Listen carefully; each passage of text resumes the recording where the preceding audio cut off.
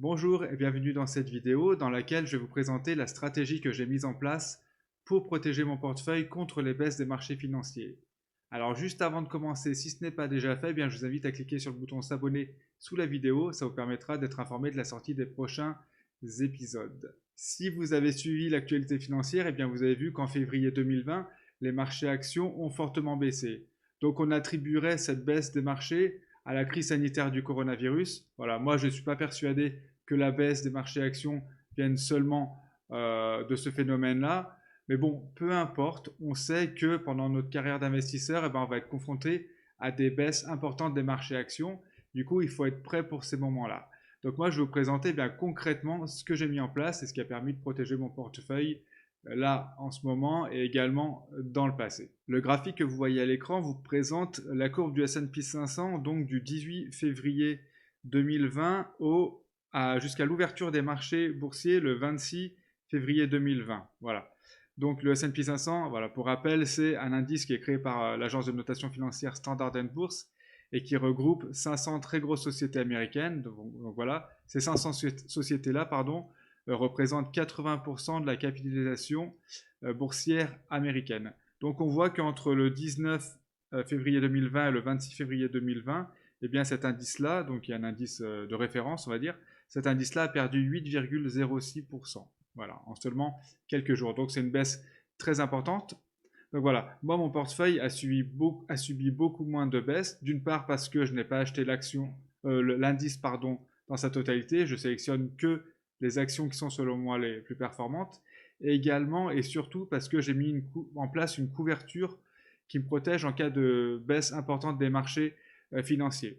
Donc la couverture que j'ai mise en place, ce sont les obligations d'État à long terme des États-Unis. Alors qu'est-ce que c'est exactement? Vous savez que les États comme les États-Unis ou la France, par exemple, sont des États très endettés. Et d'ailleurs, leur dette augmente tous les jours. Et donc, pour financer cette dette-là, ils émettent des obligations. Donc, ce sont des produits accessibles en bourse. Vous pouvez acheter en quelques clics voilà, sur les marchés financiers. Donc, n'importe qui peut les acheter, hein. En tant que particulier, vous pouvez tout à fait les acheter. Et donc, le fait d'acheter des obligations a deux intérêts pour l'investisseur. Le premier, c'est déjà que vous allez percevoir des intérêts. Parce que, donc comme je l'ai dit, les États émettent des obligations donc pour financer leurs dettes. Et vous, en achetant les obligations, en fait, vous devenez une sorte de banque à qui, par exemple, en l'occurrence, les États-Unis empruntent de l'argent. Donc comme ils vous empruntent de l'argent, c'est normal que vous perceviez des intérêts. Donc les intérêts sont assez faibles selon moi. C'est pas pour ça que j'achète des obligations. Je vais vous expliquer juste après pourquoi je les achète. Mais pour info, donc ça dépend, bien sûr, les taux d'intérêt varient suivant les époques et ça dépend également de l'échéance de l'obligation. Donc moi j'achète des obligations à long terme et on va dire qu'il faut compter environ 2% par an d'intérêt. Donc voilà, ça vous rapportera grosso modo 2% par an d'intérêt. Donc encore une fois, ça varie selon les époques. Mais ce n'est pas vraiment ce qui m'intéresse dans le fait de posséder des obligations. Ce qui m'intéresse dans le fait de posséder des obligations est surtout le fait que le comportement des obligations est inversement proportionnel à celui des actions. En gros, en général, quand le cours des actions baisse, le cours des obligations monte. Et quand le cours des actions monte, le cours des obligations baisse. Alors pourquoi on a ce phénomène-là?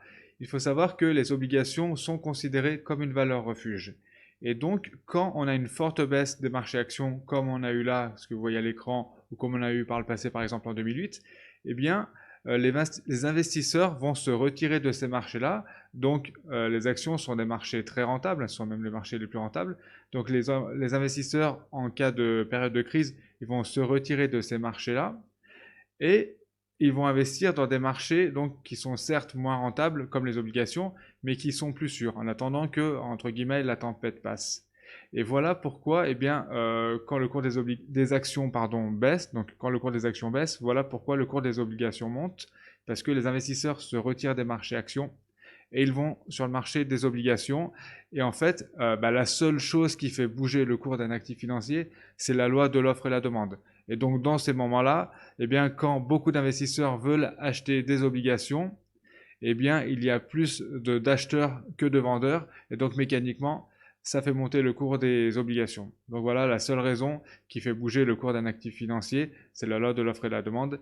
Et là, c'est ce qu'on a dans ces périodes de crise. Voilà ce qui s'est passé donc du 19 février 2020 au 26 février 2020. Donc pour rappel, c'est la courbe qu'on a vue précédemment, le S&P 500 a perdu 8,06% sur cette période et les obligations, elles, ont gagné 4,09%. Donc voilà, on voit que ça a compensé la moitié de la perte des actions. Alors, si vous voulez savoir exactement quelles sont les obligations que j'achète, donc le code ISIN ou le ticker qui vous permettra de retrouver ce produit exactement, et également savoir quelle proportion d'actions j'ai mise, quelle proportion d'obligations j'ai mise dans mon portefeuille, eh bien, je vous invite à cliquer sur le premier lien en description de la vidéo. Ça vous permettra de recevoir gratuitement ma stratégie dans laquelle j'explique tout ça. Donc voilà, on voit que voilà, en quelques jours, les marchés actions ont fortement baissé, mais le fait d'avoir des obligations a compensé la moitié de la perte de ces actions. Je vais vous montrer une période un peu plus ancienne, qui est la fameuse crise des subprimes en 2008. Et bien là, sur l'année 2008, les marchés actions avaient perdu 38,49%, donc le S&P 500, et les obligations, dans le même temps, elles ont gagné 34,12%.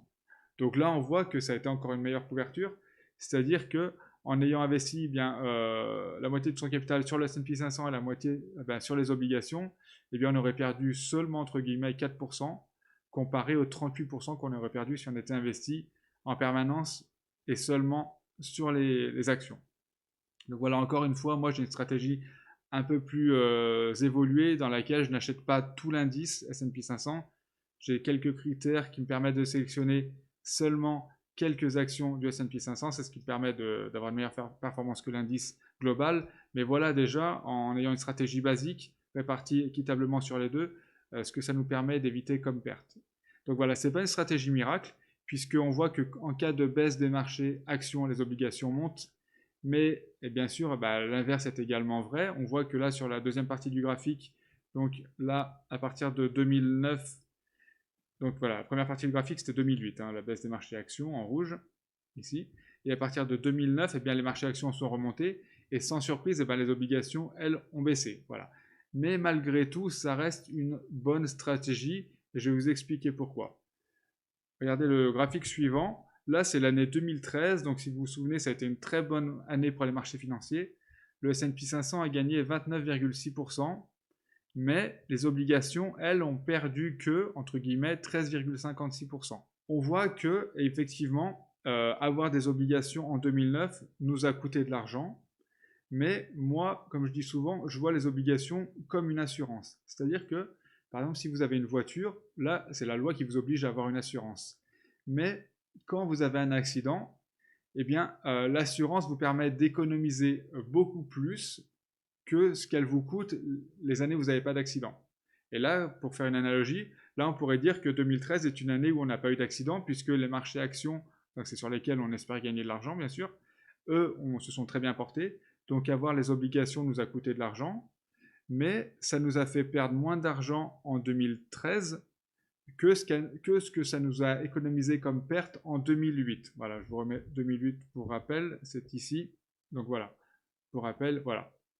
En 2008, on n'aurait perdu que 4% avec cette stratégie-là, alors qu'en 2013, on aurait gagné quand même environ 15% avec cette stratégie-là.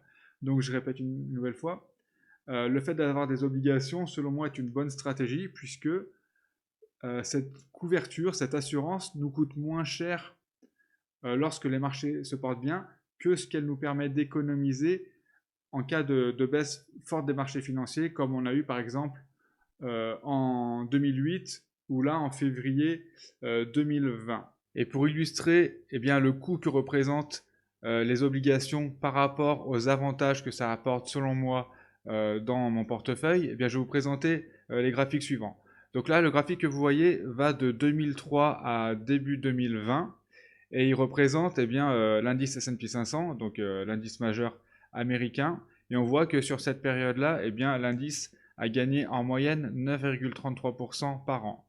Donc une nouvelle fois, les indices boursiers américains, et même plus généralement les marchés boursiers américains, sont des marchés très rentables. D'ailleurs, c'est pour ça que moi j'investis sur ces marchés-là. Par contre, on voit que, eh bien, si on avait investi uniquement sur l'indice S&P 500, donc sur cette période-là, effectivement, on aurait eu un gain assez intéressant sans rien faire, hein. C'est vraiment sans rien faire. C'est-à-dire qu'on achète au début 2003 un ETF, donc un produit financier qui réplique le cours du S&P 500, et on laisse faire jusqu'en 2020. Donc on voit qu'on obtient cette performance-là, ce qui est très intéressant. Par contre, qu'est-ce qui s'est passé en 2008? Là, vous voyez la flèche noire. Eh bien, il y a eu la chute, donc la crise de subprime en 2008. Donc, en quelques mois, eh bien, l'indice S&P 500 a perdu 38%. Donc voilà. En ayant cette stratégie-là, même si on sait que, voilà, à long terme, eh bien, il y a de très très fortes probabilités pour qu'on fasse des gains, eh bien, il faut être quand même prêt à accepter, sur une période de quelques mois, à perdre 38%. Et également, ce qu'on voit sur le graphique, c'est que, eh bien, il a fallu attendre 2013 pour que l'indice S&P 500 retrouve le cours de bourse qu'il avait juste avant le début de la chute en 2008. Donc voilà, il y a deux choses importantes. Donc déjà, il faut être prêt à accepter mentalement une baisse de son portefeuille de 38%. Et en plus, attendre 5 ans pour retrouver sa mise. Donc voilà, c'est pas facile à accepter, je pense. Donc maintenant, je vais vous montrer une autre stratégie un peu plus évoluée. On voit que là, donc en rouge, vous avez toujours la courbe du S&P 500, et en bleu, alors j'ai fait une autre stratégie. J'ai mis la moitié du portefeuille sur le S&P 500 et l'autre moitié de portefeuille sur des obligations à long terme des États-Unis. Et qu'est-ce qu'on voit? Eh bien, on voit que de 2003 à 2020, donc de début 2003 à début 2020, eh bien, la performance est légèrement inférieure. On a gagné que, entre guillemets, 8,28% par an, contre 9,33% par an en moyenne pour le S&P 500. Donc voilà, la performance est un peu plus faible. Par contre, on voit qu'en 2008, eh bien, la courbe de la stratégie en bleu, donc S&P 500 plus obligations, est beaucoup plus lisse. On ne chute pas de 38% comme on a eu pour le S&P 500. Donc la courbe est beaucoup plus lisse. Et du coup, on n'attend pas ensuite 5 ans, donc on n'attend pas 2013 pour retrouver le cours qu'on avait avant la chute en 2008. Donc voilà. Et également, on voit que sur l'année 2019, l'indice S&P 500 a eu une forte chute. Donc on voit des grosses variations là sur fin 2018, début 2019, alors que la courbe de la stratégie S&P 500 plus obligations est beaucoup plus lisse. Donc voilà, ce graphique que vous voyez à l'écran résume bien toute la philosophie d'avoir, selon moi, des obligations dans son portefeuille. C'est-à-dire qu'effectivement, ça coûte un peu d'argent, on gagne un peu moins, mais selon moi, ce coût est relativement faible par rapport à la tranquillité d'esprit que ça nous apporte. Parce que quand on fait une stratégie long terme comme la mienne, moi, mes positions, je les ai en permanence, hein. Là, pendant que j'enregistre cette vidéo, j'ai mes positions en cours et je ne regarde pas du tout les cours de bourse. La nuit, j'ai mes positions, les week-ends également. Et donc voilà, et moi je me vois pas vivre dans le stress voilà, pendant des années et des années. Donc c'est pour ça qu'avec cette stratégie-là, je suis beaucoup plus serein. Donc voilà, le coût qu'on voit à l'écran là entre les deux stratégies, c'est le coût de la tranquillité d'esprit. Et je vais terminer avec cette étude qui avait été réalisée par l'INSEE. Donc cette étude dit que en retirant les 40 meilleures journées de cotation du CAC 40 sur une période de 20 ans, donc ça fait en moyenne 2 jours par an, eh bien la performance moyenne du CAC 40 passe de 10,01% par an à 1,6% par an. Donc ça veut dire en gros que 90% de la performance annuelle a lieu sur 2 jours par an. Alors ils ont fait cette étude-là sur le CAC 40, donc le marché français. Moi j'ai réalisé que sur les marchés américains, c'est assez similaire.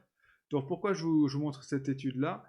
C'est pour vous dire que le gros de la performance annuelle a lieu en seulement quelques jours par an. On aimerait que ce soit réparti équitablement dans l'année, mais malheureusement, ce n'est pas le cas. Donc voilà, selon moi, et en tout cas c'est ce que j'applique, moi je suis investi en permanence sur le marché action parce que par définition, on ne sait pas quand va arriver ces 2 jours de l'année. Donc pour moi, il faut être investi en permanence sur les marchés actions. Également, j'ai en permanence ma couverture, donc les obligations d'État à long terme dans mon portefeuille, parce que c'est pareil, on ne sait pas à l'avance quand vont débuter les crises comme on a eu en 2008 ou comme on a eu là avec la crise du coronavirus en février 2020 et les futures crises également, on ne sait pas quand elles vont arriver. Donc c'est pour ça que je suis investi également en permanence sur ma couverture, donc les obligations d'État à long terme. Donc une nouvelle fois, si vous voulez connaître le nom exact des obligations que j'achète, également les obligations disponibles, quel que soit le pays dans lequel vous résidez, également le pourcentage de capital que j'attribue à la partie action et la partie obligation de mon portefeuille, eh bien, je vous invite à cliquer sur le premier lien en description de cette vidéo. Ça vous permettra de recevoir gratuitement la stratégie que j'applique sur mon propre portefeuille boursier, dans laquelle je vous expliquerai tout ça. Donc j'espère que cette vidéo vous a plu. Si vous avez des questions ou des précisions auxquelles vous aimeriez avoir des réponses, n'hésitez pas à les indiquer en commentaire sous la vidéo et je vous répondrai avec plaisir. Je vous dis à bientôt pour une prochaine vidéo.